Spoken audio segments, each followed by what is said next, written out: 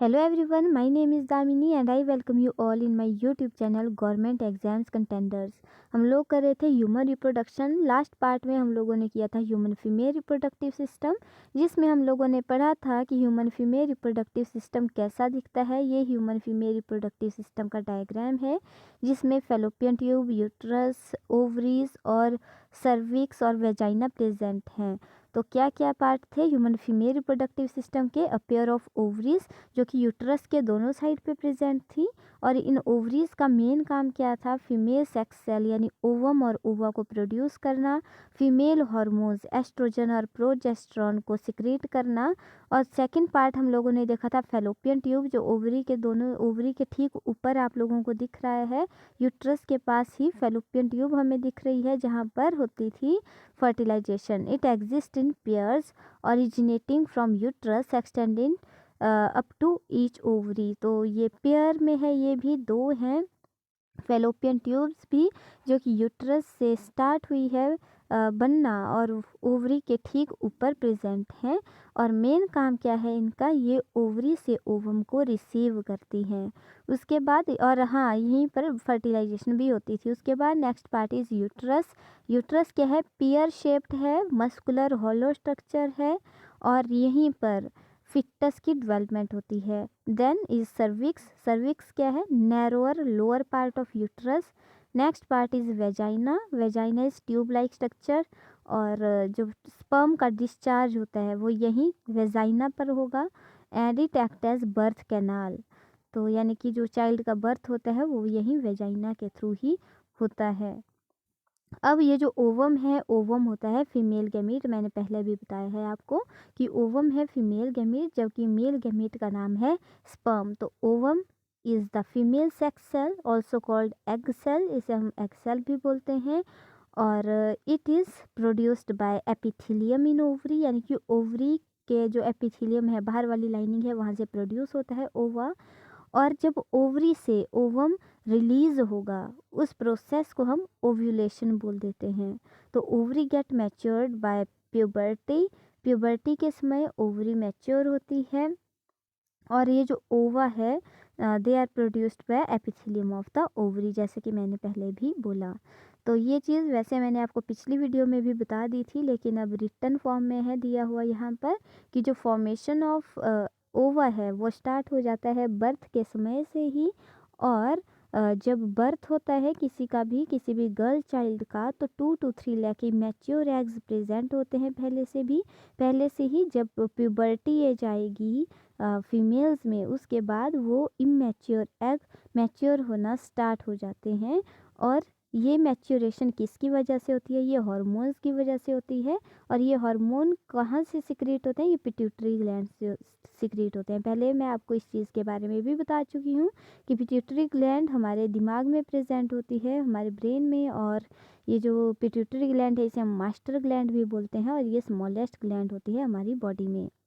One mature ovum is released from either ovary at every 28 days. हर एक 28 दिन के बाद एक मैच्योर ओवम को रिलीज करती है ओवरी, यानी कि ओवरी से एक मैच्योर एग निकलेगा हर एक 28 डेज के बाद। और इसी प्रोसेस को हम बोलते हैं ओव्यूलेशन। जो ओव्यूल रिलीज होगा, ये देखिए ये ओवम है ओवरी के अंदर, ये रिलीज होगा यहाँ से और फेलोपियन ट्यूब में जाएगा हर एक 28 डेज के बाद।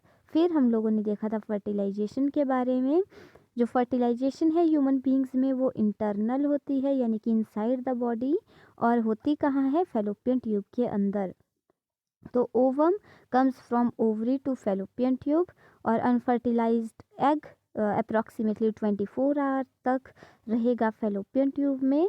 और स्पर्म अगर एंटर हो जाते हैं वेजाइना के थ्रू और फेलोपियन ट्यूब के साथ पास पहुंच जाते हैं, तो स्पर्म फर्टिलाइज कर देंगे ओवरी को, और स्पर्म एंटर्स द एग। मैंने आपको पहले भी बताया था कि एग के अंदर, उस ओवम के अंदर एंटर करता है स्पर्म, और वहाँ पर स्पर्म और जो ओवम का न्यूक्लियस है वो आपस में फ्यूज़ करता है, जिसे हम लोग फर्टिलाइजेशन बोलते हैं। ये ओवम का डायग्राम, ये स्पर्म का डायग्राम आपके स्क्रीन पर दिखाई दे रहा है।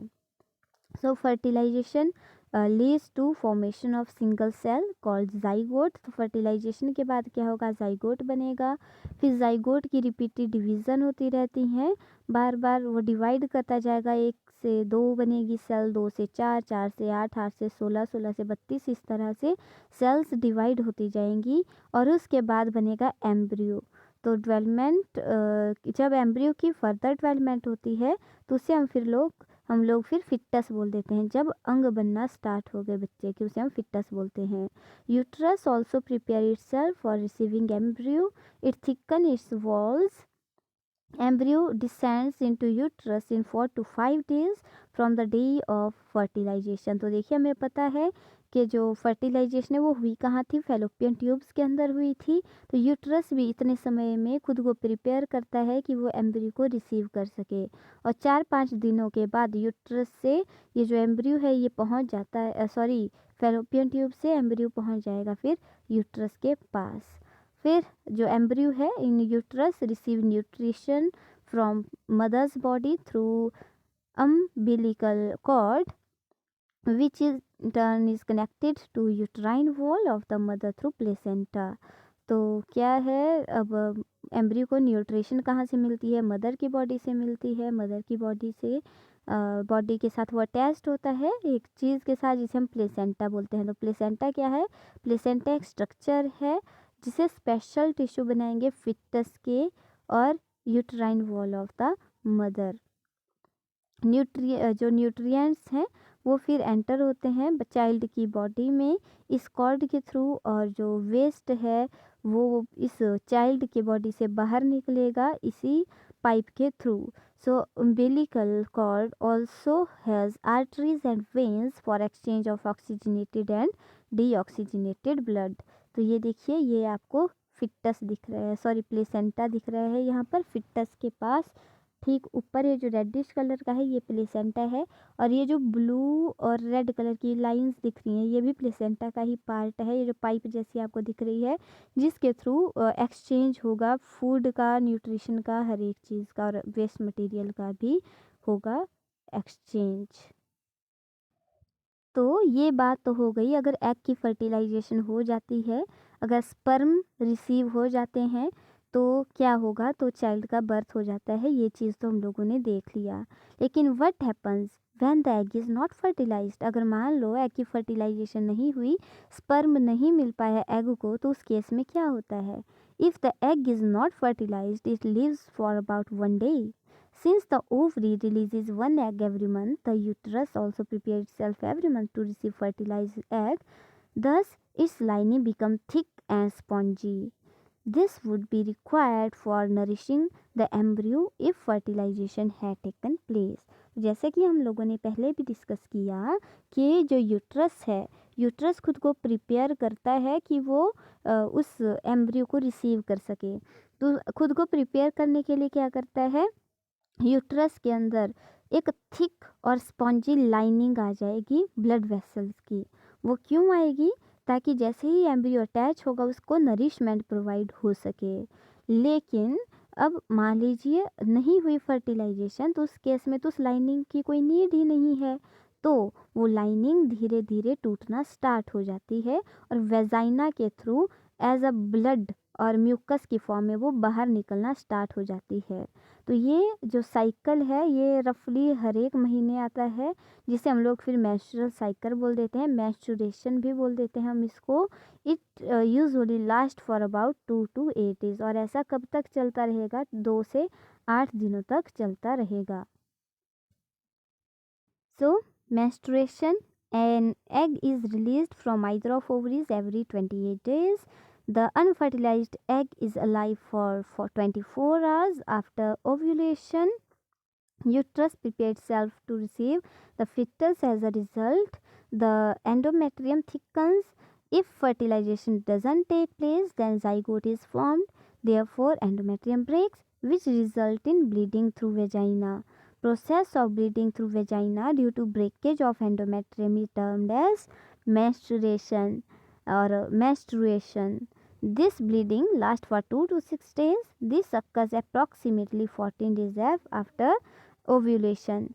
Since menstruation occurs every 28 days, this is also referred as menstrual cycle, क्योंकि ये menstruation हर एक 28 डेज के बाद हो रही है, फिक्स टाइम के बाद, इसलिए इसे menstrual cycle भी बोल देते हैं हम लोग। तो menstrual cycle in females continue till 45 to 55 years of age, post which ovary becomes dormant. No ovulation, no menstruation occurs after this. This is termed as menopause. तो ये कब तक चलता है मेंस्ट्रुअल साइकिल? ये 45 से 55 ईयर्स तक चलेगा फीमेल्स में, क्योंकि उसके बाद फिर ओवरी ओव्यूल्स अक्कर नहीं करेगी, ओव्यूल्स नहीं बनाएगी। तो अगर ओव्यूल्स ही नहीं बनेंगे तो फिर मेंस्ट्रुएशन भी नहीं होगी, और इसे हम लोग मेनोपॉज बोलते हैं। और जो स्टार्ट होती है प्यूबर्टी एज में फीमेल्स में मेंस्ट्रुअल साइकिल, उसे हम लोग मेनार्की बोल देते हैं, और ये है मेनोपॉज। आई होप इतना समझ आया होगा आप लोगों को। Please like my video, share and subscribe also my channel. That's it for today. Thank you so much. Bye bye. मिलते हैं नेक्स्ट वीडियो में।